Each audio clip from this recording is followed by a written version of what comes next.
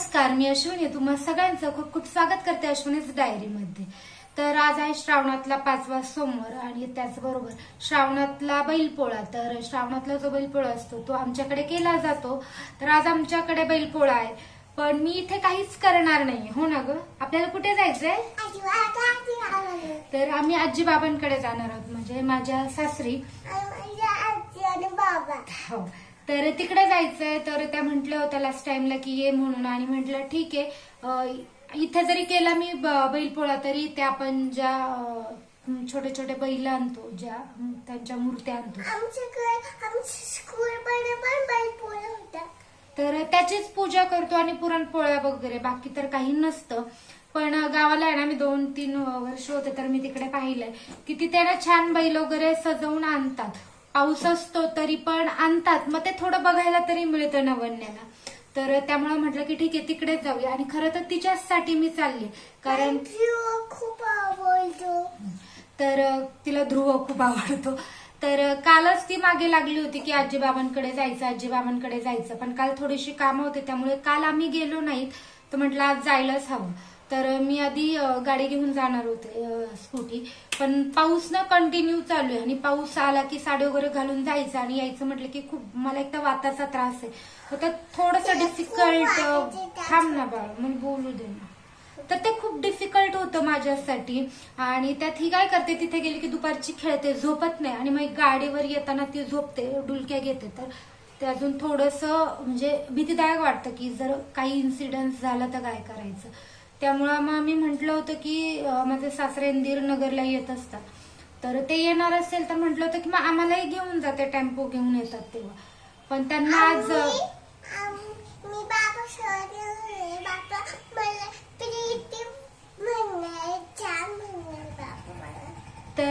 पण त्यांना आज नगरला नव्हतं यायचं. तर गणू म्हणजे यांच्या मामाचा मुलगा आहे, माझा भाऊच लागतो.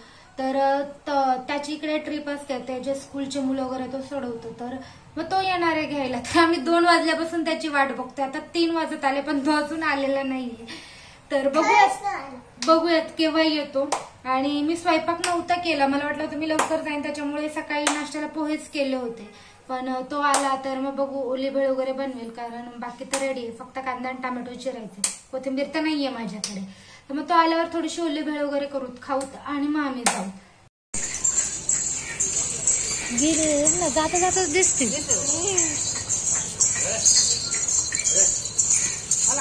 हा मस्त आहे.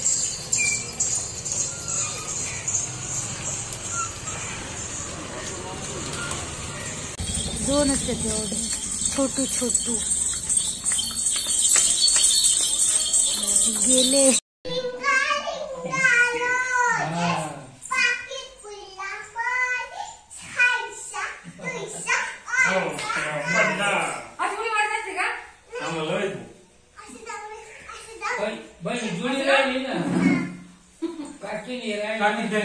तेव्हा आपण फुगडी खायला जिरू म्हणा.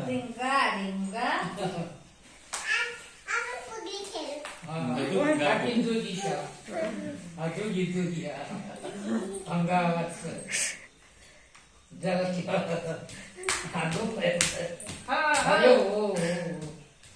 काकीच फुगडी मग राहिले.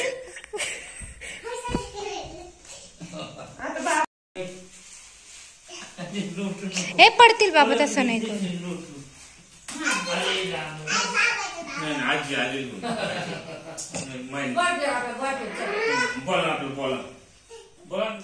तर आज आहे दुसरा दिवस, म्हणजे मंगळवार. तर काल आम्ही घरी गेलो होतो, जसं की तुम्ही अगदी थोड्याशा क्लिप पाहिल्या असतील. तर आम्ही गेलो होतो बैलपोळ्यासाठी.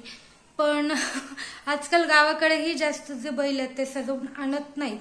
कंटाळा करतात लोक, पाऊस वगैरे असतो त्यामुळे असेल किंवा इतर काही कारण असतील. आणि शक्यतो बैल एवढे राहिलेलेच नाहीयेत, त्याची जागा ट्रॅक्टरने वगैरे घेतली, त्यामुळे त्यांचं प्रमाण तर तसंही कमी झालंय.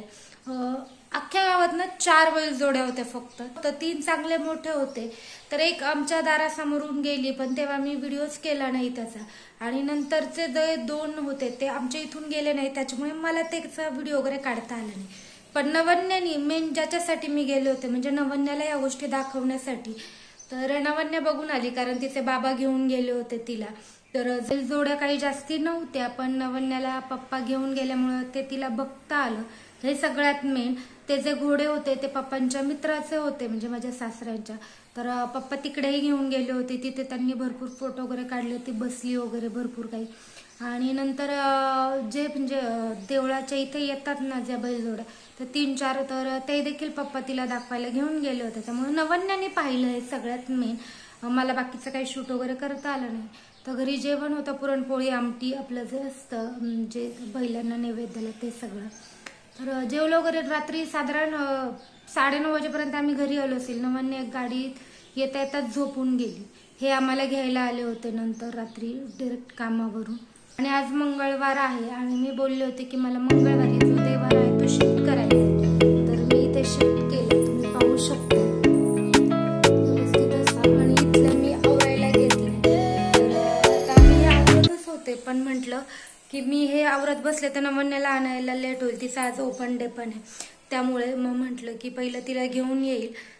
हे सगळं काढून तर ठेवलंय. मला याच्यासाठी एक डब्बा काढायचा कारण मी आता हे सगळं डब्यात भरणार आहे. तर मला प्रश्न पडला आता हे कसं कसं डब्यात भरायचं.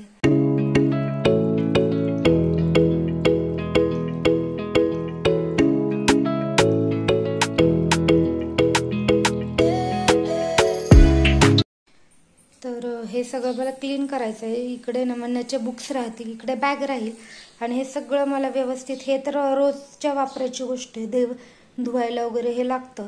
पण हे सगळं मला एका डब्यात व्यवस्थित ठेवायचं आहे. आणि त्याचबरोबर ज्या रोजच्या लागणाऱ्या ज्या गोष्टी मी तेल ह्या साईडने ठेवलंय. त्याच्याबरोबर इथे जे आपलं अगरबत्तीचं वगैरे जे टाकावं लागतं त्यासाठी वाटी ठेवली, माचीस. आणि अगरबत्ती खरं ठेवायला जागा नव्हती. वरती देवाऱ्यावर काही ठेवत नाही पण मी अगरबत्ती इथे वरती ठेवलेली. तिलाही बघू बॉक्समध्ये जर असेल तर इथे उभी राहते पण ती सध्या बॉक्समध्ये नाहीये त्याच्यामुळे ती तिथे. आणि इथे दिवा आहे, दिसत नसेल तर अशा पद्धतीने मी देव माझे आणलेले आहेत. स्वच्छ केले देवांना देखील अगदी स्वच्छ असं केलं आणि त्यानंतरच देवपूजा केली. तर बरं वाटतं. इथे आता हातही लागणार नाही आणि सावलीही पडणार नाही याच्यावर. वर या एक साईडला येतं आणि इतकं म्हणजे सावलीही पडत नाही आणि काहीच नाही, व्यवस्थित राहतील. इथे ना थोडंसं अवघड व्हायचं कारण इथे लगेचच ते होतं. तर नवन्याही बऱ्याचशा वेळेस हात वगैरे लावायची त्यामुळे मग ते इथे शिफ्ट करावं लागलंय. ठीक आहे, देव देखील समजून घेतील. काहीतरी प्रॉब्लेम असल्यामुळेच ते तसं केलं. नाही तर मी हे जे छोटंसं कपाट आहे ते देवांसाठीच बनवून घेतलं होतं. पण ठीक आहे, बघू येईल, याचा परत वापर करता येईल आपल्याला नक्कीच. तर आता हे मी व्यवस्थित आवरेल आणि उद्याच्या वगैरे ब्लॉगमध्ये दाखवेल. असा होता आजचा आणि कालचा मिळून हा छोटासा ब्लॉग आवडला असेल तर ब्लॉगला नक्कीच लाईक करा आणि चॅनलवर नवीन असाल तर प्लीज चॅनलला सबस्क्राईब करा. आपण भेटूया तशाच एका नवीन व्हिडिओ सोबत. तोपर्यंत आनंदी राहत, खुश राहत आणि स्वतःची खूप सारी काळजी घ्या.